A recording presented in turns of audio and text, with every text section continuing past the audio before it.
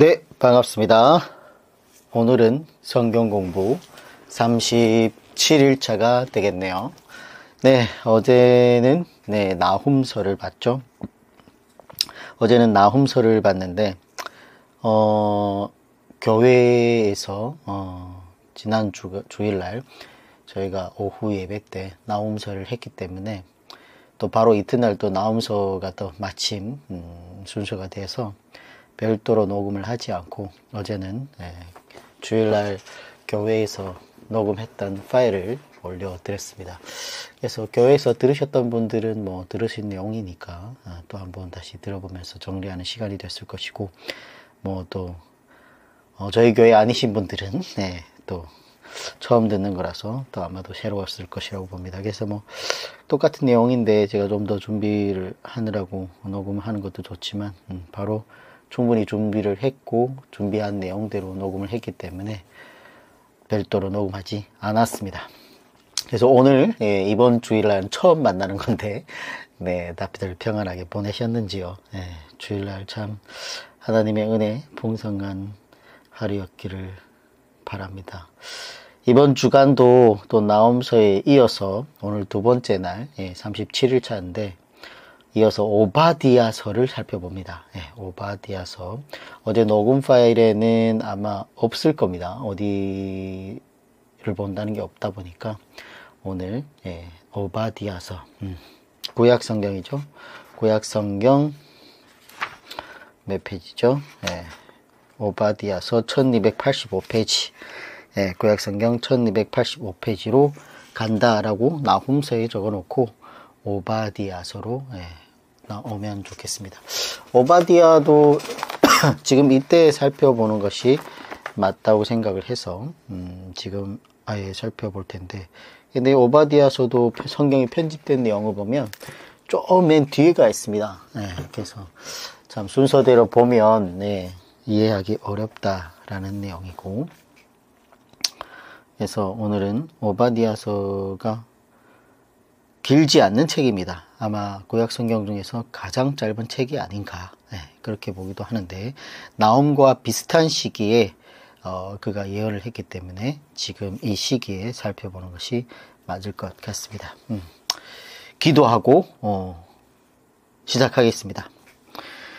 우리의 주인 되신 하나님 아버지께서 오늘도 저희들의 마음을 지켜주시고 주의 쉴만한 물가 하나님 말씀 앞으로 인도해 주시니 감사를 드립니다. 주님, 오늘은 또 이어서 나훔 책에 이어서 오바디아서를 살펴보게 됩니다. 우리가 어제 배웠던 나훔서를 통해서 하나님이 성품인 하나님은 질투하시고 보복하시는 하나님이란 것을 알았다면, 오늘 또한 오바디아서를 통해서 하나님은 도덕적으로도 심판한다는 사실을 깨닫게 하여 주시옵소서. 그동안 우리가 하나님의 이러한 성품을 잘 몰랐을 때엔 참으로 하나님을 얼마나 오해했는지를 이 시간 또한 저희들을 깨닫게 하시고, 오해한 부분이 있다면 정말 올바르게 배워서 하나님의 성품에 맞게 우리가 우리의 행위와 행동을 정말 하나님께 영광 돌리는 주의 백성들로 성장하고 인도하여 주시옵소서. 이 시간도 끝까지 함께하여 주시옵고 주님의 은혜의 폭포수 가운데서 마음껏 깨닫게 하는 주의 시간이 되게 인도하여 주시옵소서. 모든 것을 감사드리며 살아계신 예수님의 이름으로 기도드립니다. 아멘. 오바디아서 7하 원칙으로 살펴보면, 기록 시기는 남유다의 멸망을 앞두고 있던 대략 BC 650년에서 586년경에 기록된 걸로 보고 있습니다. 기록된 장소는 정치와 종교의 중심지인 예루살렘 지역으로 보고 있고요. 기록한 자는 오바댜가 되겠습니다. 구약 성경에 오바댜라는 이름이 자주 나옵니다. 대략 살펴보아도 아마도 한 13명 이상의 오바댜가 등장을 하는데, 유다의 선지자죠. 유다의 선지자. 그리고 이 오바댜라는 이름은 이상에서 본 바와 같이 구약에는 흔한 이름인데, 그 인물과 생애에 대해서는 뭐 분명하게 나오는 건 없습니다. 그래서 유대인의 그 역사학자 요세푸스를 아합의 궁전에서 섬긴 크게 여호와를 경외하는 자였던 오바댜가 기록하고 있다고 믿고 있습니다. 그러나 이런 견해를 지지를 얻지 못하고 있어요. 그래서 오바댜 선지자는 내용으로 봐서 아마도 예레미야보다 훨씬 앞서 예언한 것 같습니다. 그런 것도 어떤 시기에 어떤 선지자였다는 것도 좀 알면 좋고, 대상자는 에돔 사람과 이스라엘의 남은 자들을 대상하고 있습니다. 중요한 내용은 도덕적으로 심판하시는 하나님의 성품을 얘기하고 있고요. 기록 방법은 하나님께서 보여주신 계시를 기록하고 있습니다. 기록 목적은 에돔의 멸망과 이스라엘 회복을 전하기 위함이죠. 오바댜도 뒤에 원래는 오바디아 후 이렇게 있습니다. 근데 또 오늘 우리 성경에는 그냥 오바댜 이렇게만 기록하고 있는데, 여호와를 경외하는 자라는 뜻이에요. 그는 예레미야보다 더 앞서 외쳤던 선지자로 보고 있고, 에돔의 멸망을 예언한 선지자죠. 에돔은 이스라엘과 쌍둥이로 태어났죠. 에서의 후손입니다. 에서의 후손. 에서는 우리 창세기에 이삭과 리브가가 낳은 중에 야곱의 형이죠. 쌍둥이 형이 바로 에서인데, 그 에서의 후손이 뭐예요? 에돔이라는 거예요. 에돔. 그래서 에돔 족속은 이스라엘과 더불어 마땅히 서로 우애하고 협력하면서 살아야 될 것인데, 왜냐하면 한 핏줄이니까 그래야 됐는데, 그러나 그들은 이스라엘 자손들을 뭐예요? 학대를 했다는 거예요. 학대. 그래서 오바댜는 에돔이 살고 있었던 그 요새 같았던 그 페트라 성 안에 숨어가지고 정말 오고 가는 사람들을 강도짓을 해가지고 약탈하고 취탈해서 살아갔다면 그 요새가 완전히 무너질 것이다. 완전히 멸망할 것이다. 이런 얘기를 오바댜가 지금 예언하고 있는 겁니다. 왜냐하면은 그 페트라 성 안에서 살다 보니까, 나중에 제가 사진을 올려드릴 텐데, 페트라 성이 들어가는 길이 그냥 골목 하나에 양쪽은 다 돌덩어리고, 그러니까 그 길목 하나만 지키면 그 어떤 군대도 쳐들어오지 못하는 거예요. 그래서 어마어마하게 교만해 있었는데, 그러면서 그 길을 지나가는 오고 오는 많은 사람들을 수탈하고 약탈했다는 거예요. 그래서 에돔 족속이 자랑하는 그 바이틈 요새는 앞으로 완전히 무너지게 될 것이다. 그런 얘기를 오바댜가 하고 있고, 이스라엘이 환난을 당하는 날에 오바댜가 아니고 이 에돔이 방관하고 있었다는 거예요. 형제 나라가 환난을 당하는데 방관하고 있는 것도 죄인데, 하물며 지금 그들을 이스라엘을 그 환난 날에 도적들과 한패가 돼가지고 형제의 재물에 손을 대고 환난을 피하여 도망하는 이스라엘 백성을 사거리 길거리에서 막 가로막아가지고 그 뒤를 쫓는 원수들의 손에 붙여서 사로잡히게 했다는 거예요. 에돔 족속이 그런 악한 짓을 했다는 거예요. 이런 모습을 보시고 하나님이 에돔을 족속을 지금 심판하는 모습을 볼 수 있습니다. 그래서 하나님은 뭐예요? 도덕적인 이유로도 심판한다. 에돔 사람들이 죄악 중에 우상 숭배나 다른 신들을 섬겼다는 지적은 단 한 구절도 없습니다.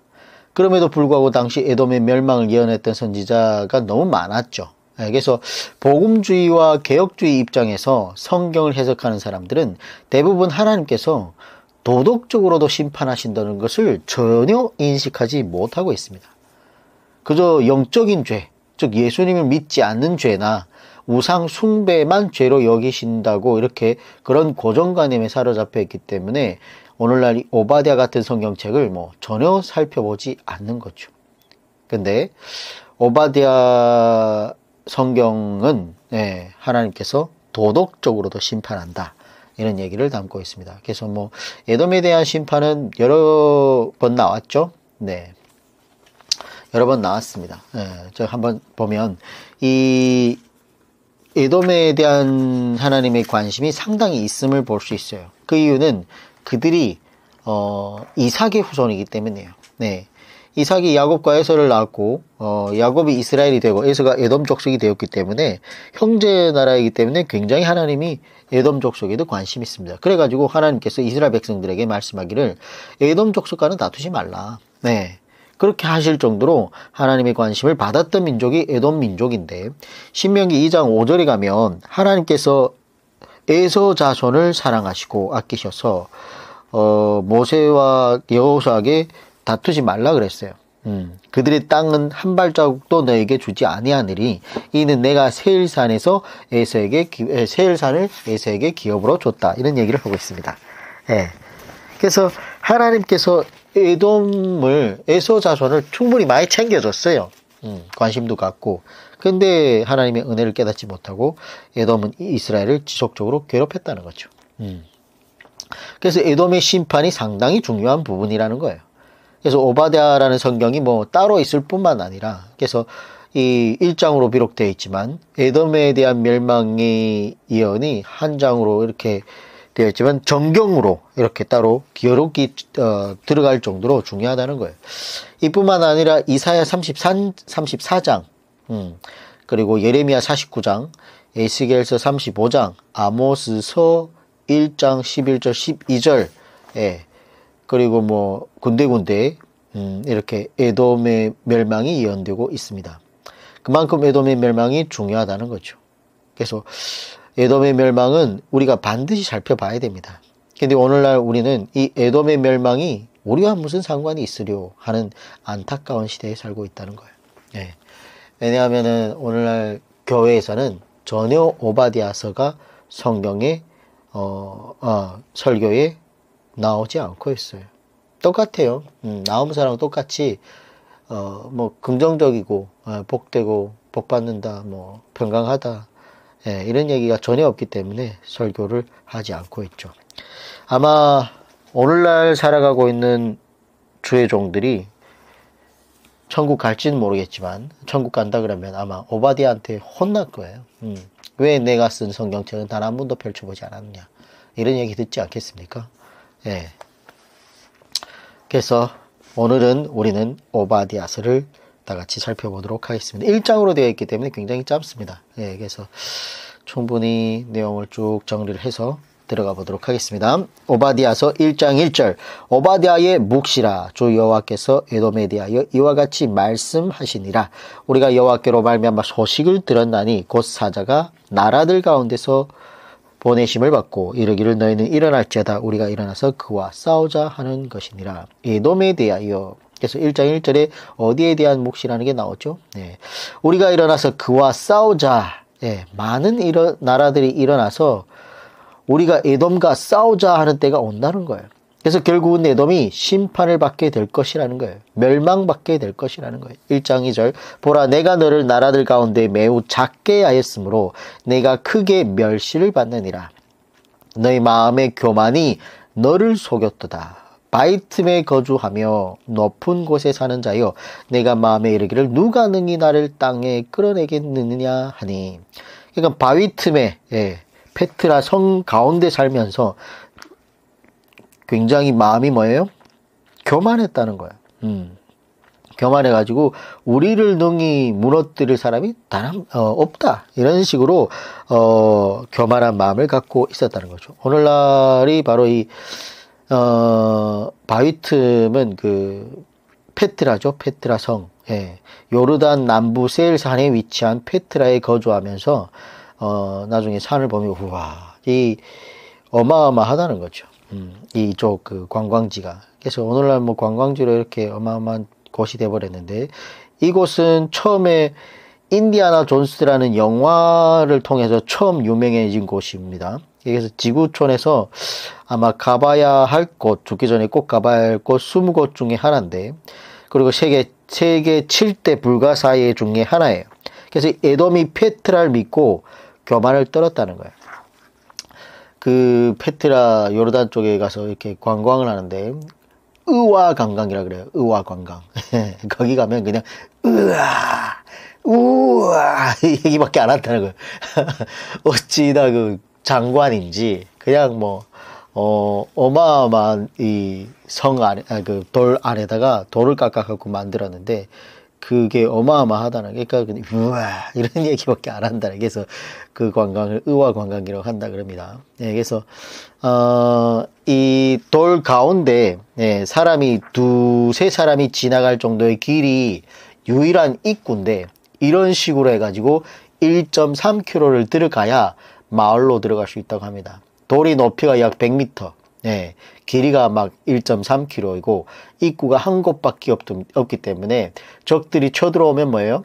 에돔 족속들은 다 돌 위에서 대기하고 있다가 그냥 막 적들이 쳐들어오면 그 위에서 돌을 막 던지고, 예, 창을 막 던지고, 예, 이런 지리적 위치와 조건 때문에 무려 1700년 이상 그 에돔 족속이 그 땅에서 평화를 누리고 있었던 거예요.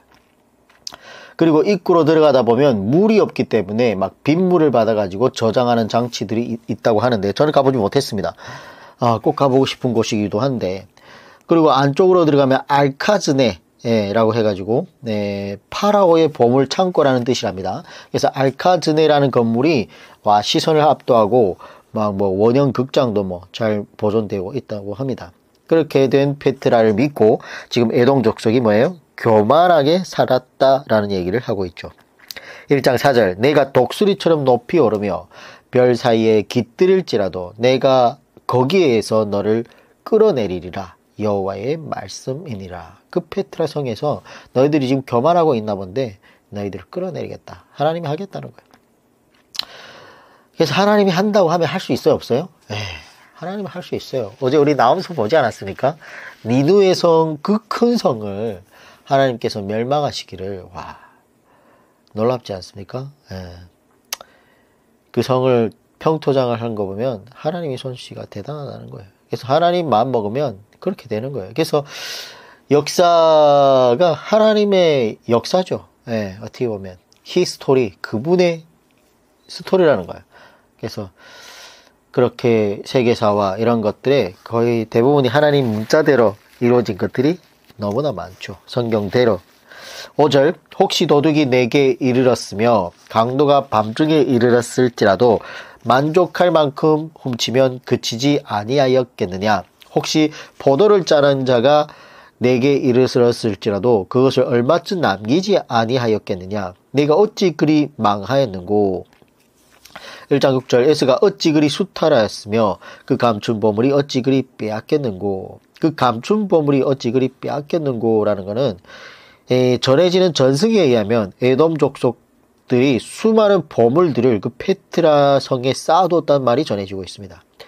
그 후에 그래가지고 뭐 베드윈족 등 그 지역을 발견한 사람들이 그 보물을 찾기 위해 가지고, 뭐 그 지역을 발견한 사람들이 막 어마어마하게 찾아보고 수색하고 했는데 아무리 그것을 뒤져봐도 보물이 없다는 거예요. 그래서 페트라가 난공불락의 성이어서 좋기는 한데 뭐예요? 돌밖에 없으니까. 먹을 것도 없고 뭐 그곳에서 뭐 애들만 자라고 있으니까 막 애들은 자꾸만 낳고 하다 보니, 그래서 그들이 뭐예요? 농사나 뭐 이런 거 지을 수 없다는 거예요.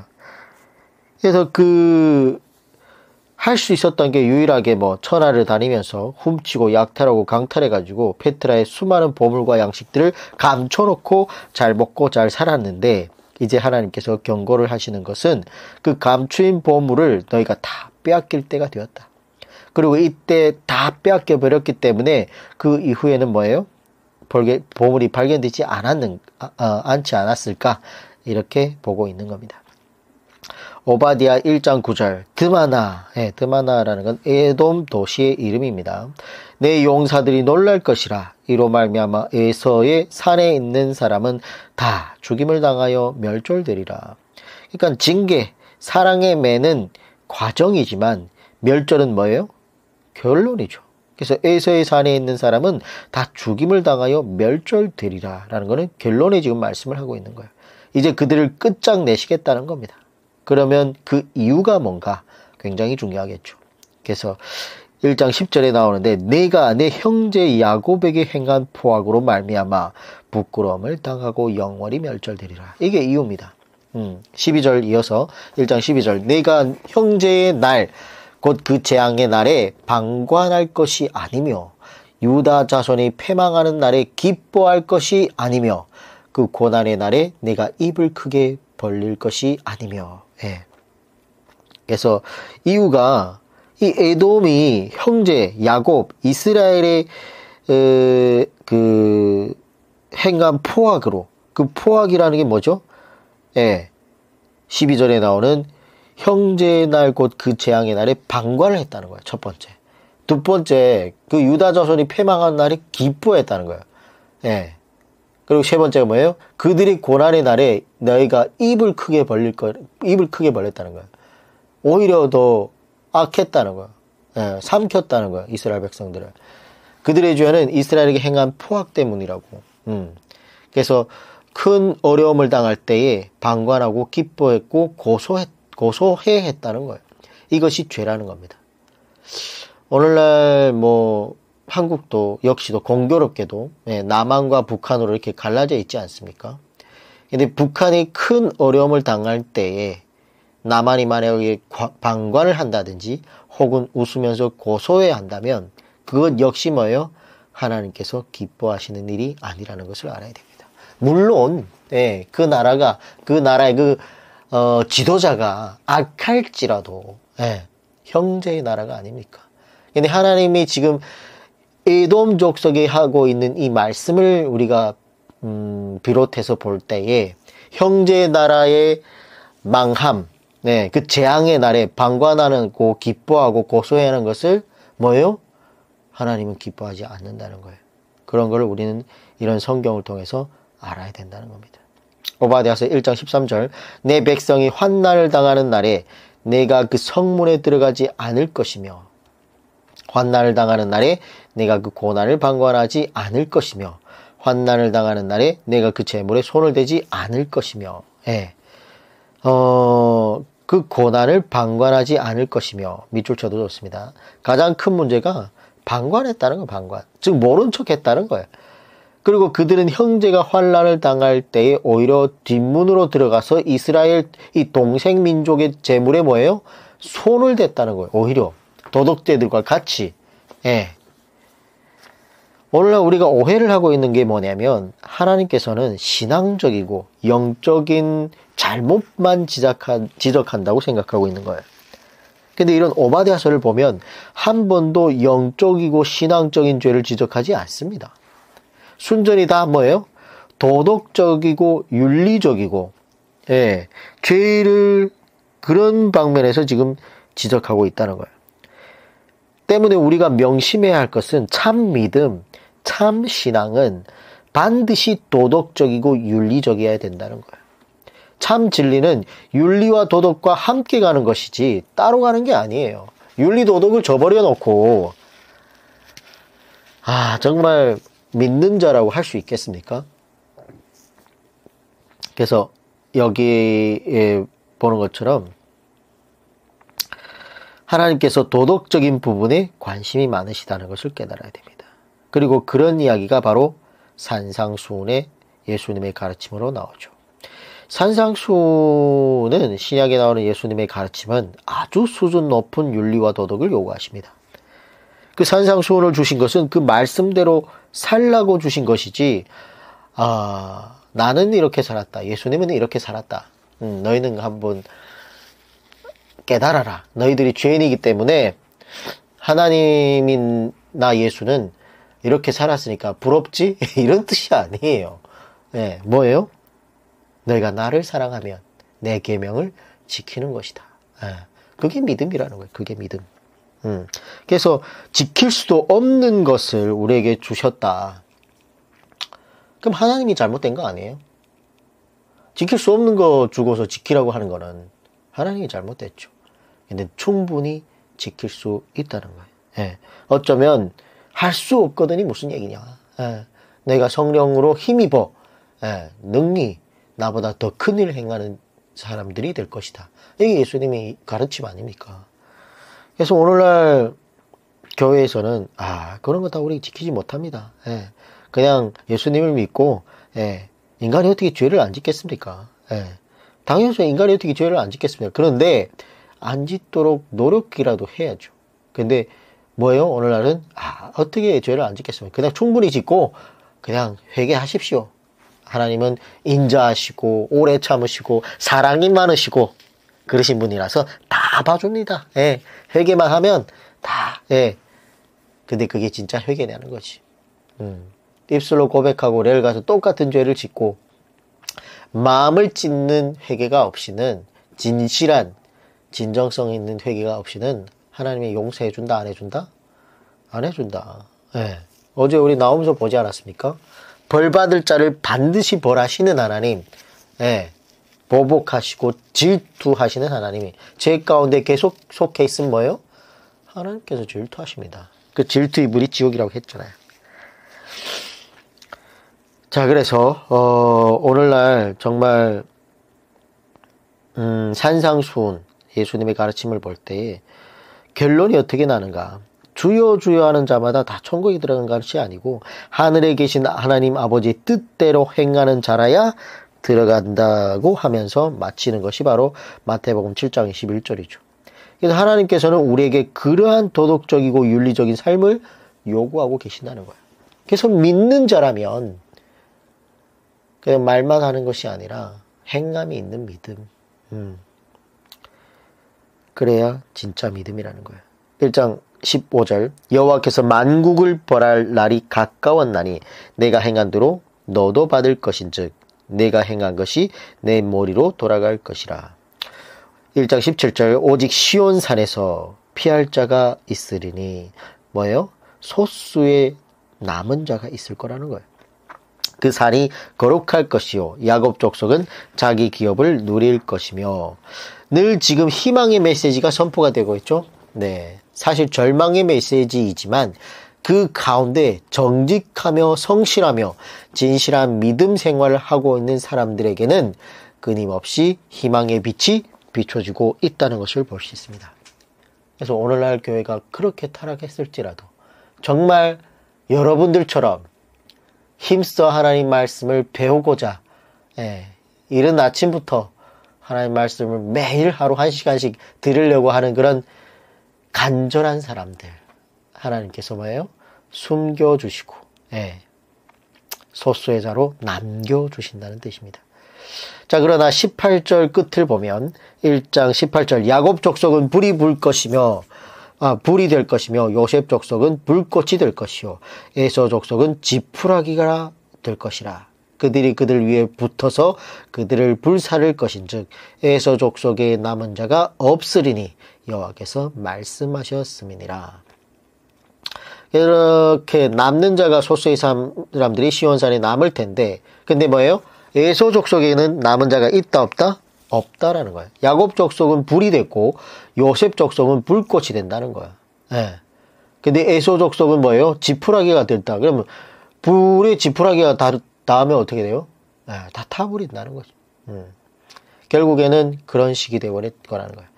자, 이제 잠시 이사야서로 다시 한번 돌아가 보면 이사야서 34장 13절로 가보면 제가 읽어드릴게요.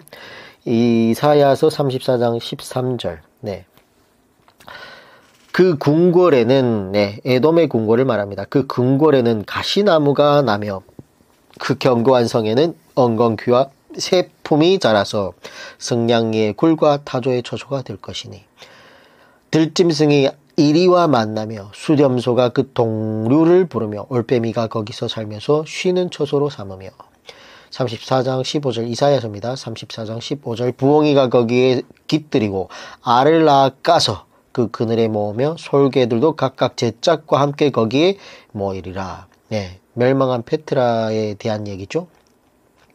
그래서 멸망한 페트라에 뭐가 모인다? 들짐승들이 이렇게 모인다는 거예요. 근데 여기 보면 제 짝과 함께라는 건 밑줄칩니다. 여기 이 짝은 히브리어로 레우트라는 발음을 쓰는데 이는 암컷을 가리키는 거예요. 그러니까 솔개 수컷들이 암컷들을 다 데리고 멸망한 페트라로 모이게 될 정도로 완전히 폐허가 되도록 심판을 받게 될 거라는 거예요. 폐허. 사람이 살지 않으면 어때요? 들짐승들이 거기 들어가가지고 그냥 오늘날도 뭐 사람이 좀 살지 않는 폐허 같은 집에 가보면 엉망이지 않습니까? 뭐 쥐들, 고양이 뭐 이런 뭐 것들이 한 똥오줌을 다 싸놓고 그런 식이 돼버린다. 모이는 곳이 된다는 거예요. 그래서 이 정도로 완전한 폐허가 될 정도로 심판을 받게 되는 것이 에돔인데, 이사야서 34장 16절에 다시 이어서 보면 너희는 여호와의 책에서 찾아 읽어보라. 이것들, 앞에 지금 나오고 있는 이 부정한 짐승들을 말하는 거예요. 이것들 가운데서 빠진 것이 하나도 없고 제짝이 없는 것이 없으리니 이는 여호와의 입이 이를 명령하셨고 그의 영이 이것들을 모이셨음이니라. 제짝이 없는 것이 없으리니, 자, 이사야서에서 나오는 이 얘기가 여기의 짝도 역시 암컷을 말하는 거예요. 그러면 이것이 하나님의 말씀이 짝이 없다라고 이렇게 자꾸 해석하는 분들이 많은데 그런 뜻이 아닙니다. 들짐승이 짝이 있다는 말입니다. 들짐승의 솔개, 즉 짝이 있다는 거예요. 그리고 이것은 에돔 족속의 멸망을 이야기하고 있는 거예요. 그만큼 폐허가 될 거라는 거예요. 들짐승들의 놀이터가 될 거라는 거예요. 너희가 그렇게 교만하게 생각하고 있는 그 돌성 페트라가 들짐승들이 똥오줌을 싸는 그런 곳이 될 거라는 얘기를 지금 하고 있는 겁니다. 그래서 에돔 땅에서 들짐승들이 짝짓기를 하고 둥지를 틀게 될 거라는 그런 얘기를 하고 있는 거죠. 그래서 사람과는 전혀 친화성이 없는 그런 들짐승들이 에돔 땅에 거한다는 그런 말씀을, 그만큼 에돔 땅의 심판이 아주 심각하게 올 것이라는 그런 얘기를 지금 하고 있는 거예요. 그래서 사람들이 근처에도 오지 않을 만큼 이렇게 폐허한 곳이 될 것인데, 이 본문을 가지고 자꾸 말씀의 짝을 이야기하는 사람들이 종종 있는데 잘못된 해석입니다. 그래서 이사야서 34장 17절 이어서 보면 여호와께서 그것들을 위하여 제비를 뽑으시며 그의 손으로 줄을 띄어 그 땅을 그것들에게 나누어 주셨으니 그들이 들짐승들이 영원히 차지하며 대대로 거기에 살리라. 이처럼 에돔 땅이 철저하게 망하게 될 것을 말씀하고 있는 것이지 이것이 말씀의 짝이 있다고 해석해서는 안 되겠습니다. 다시 한번 오바댜서로 돌아옵니다. 오바댜서로 돌아오셔서 1장 18절로 갑니다. 1장 18절. 야곱 족속은 불이 될 것이며 요셉 족속은 불꽃이 될 것이요 에서 족속은 지푸라기가 될 것이라. 그들이 그들 위에 붙어서 그들을 불사를 것인즉 에서 족속에 남은 자가 없으리니 여호와께서 말씀하셨음이니라. 그래서 에돔 족속에게 남은 자가 없을 정도로 하나님의 엄중한 심판과 멸망을 받게 될 것이라는 것이고, 그러나 하나님께서 에돔 족속을 금방 멸망시킨 것이 아닙니다. 에서 때로부터 대략 한 1500년간 지금 참고 있었어요. 많이 참으신 거죠. 그리고 그들은 이스라엘 백성들이 출애굽해가지고 가나안 땅에 거의 다 왔을 때에 왕의 대로를 통과하지 못하도록 하지 않았습니까? 그래가지고 뭐 물새와 통행새도 다 주겠다고 했는데도 자기 동생 민족이 북진하는 것을 막았던 적이 있습니다. 그 민수기 20장 14절에서 21장에 나오는 얘기죠. 그래서 이스라엘 백성들이 에돔 족속이 길을 막음으로 인해 가지고 결국 불평하게 되고 그 일로 일어난 사건이 뭐예요? 불뱀 사건입니다. 불뱀 사건. 민수기 21장 4절에서 9절 말씀. 우리 다 살펴봤습니다.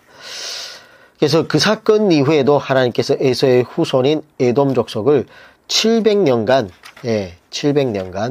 이렇게 참아주시고 멸망시켜지 않았다는 거예요.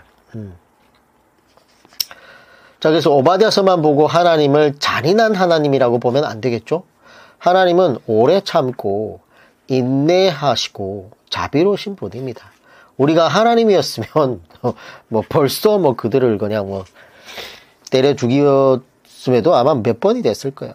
그래서 하나님께서 자비로우시고 은혜로우시고 그 하나님의 가슴에 헤세드가 있으시기 때문에 늘 오랫동안 참으신다는 겁니다. 그러나 참으시는 것도 분명히 한계가 있다는 거죠. 반드시 의인에게는 상을 주시고 악인에게는 벌할 날이 온다는 거죠. 오늘 이 땅 위에 왜 정의가 무너지는가? 지금 악인이 왜 벌을 받으며 의인이 상을 받지 않기 때문이죠. 악인은 벌을 받아야 되는데 의인은 상을 받아야 될 텐데 그렇게 이루어진다? 이루어지지 않고 있다? 이루어지지 않고 있다는 겁니다. 그래서 하나님께서 우리에게 주시는 희망의 메시지를 주시는 진리 중의 진리는 의인이 상을 받을 날이 오고 악인이 벌을 받을 날이 온다는 거예요. 이것이 있어야 정의와 공의가 유지될 수 있다는 거죠. 그래서 오바댜서가 외치는 건 뭐다? 도덕적으로도 하나님은 심판하신다. 예. 하나님은 도덕과 윤리를 요구하신다. 예. 산상수훈이 아마 예수님의 가르침이 가장 수준 높은 도덕과 윤리 중에 가르침이 되겠죠. 그래서 우리 오늘날 살아가고 있는 그리스도인들은 정말 예수님의 가르침, 나중에 우리가 신약을 잘 살펴보겠지만 이미 뭐 배우신 분들도 많겠지만 다시 한번 산상수훈도 쭉 읽어보시고 어떻게 살아가야 되는지 이런 것을 깨달아야 되겠습니다. 자, 그래서 오바댜 에돔에 대한 하나님의 심판이고 정리를 하면 하나님은 도덕적인 죄를 심판하신다는 얘기고 에돔에 대한 이사야서, 에레미야서, 에스겔서 이렇게 에돔에 대한 얘기들이 있습니다. 그래서 에스겔서 35장 1절에서 15절 나중에 우리 또 살펴볼 텐데 에돔에 대한 예언입니다. 멸망에 대한. 예레미야 49장 7절에서 27, 22절도 에돔에 대한 얘기고 예레미야 애가 4장 21절, 22절도 다 에돔에 대한 예언입니다. 그리고 오늘날 지금 우리가 보고 있는 오바댜서 전부 다 에돔에 대한 얘기고 아모스서 1장 11절 12절도 에돔에 대한 얘기죠. 그래서 아까도 얘기했지만 에돔 사람은 단 한 번도 뭐 죄악 중에 우상 숭배나 다른 신들 섬겼다는 지적은 하나도 나오지 않습니다. 그럼에도 불구하고 에돔의 멸망을 예언한 선지자들이 꽤 많았던 것은 그런 이유 때문인 거죠. 자, 그래서 에돔을 오늘 이렇게 정리를 하도록 하겠습니다. 네, 에돔 마지막 끝에 열왕기 하서 17장으로 간다. 페이지수로는 구약성경 590페이지라고 적어놓고 레일에는 17장에서 열왕기 하서를 아마 끝내보려고 합니다. 23장까지 할지 그래서 아마 레일 또 이어서 살펴보도록 하겠습니다. 수고하셨습니다. 레일 뵙겠습니다.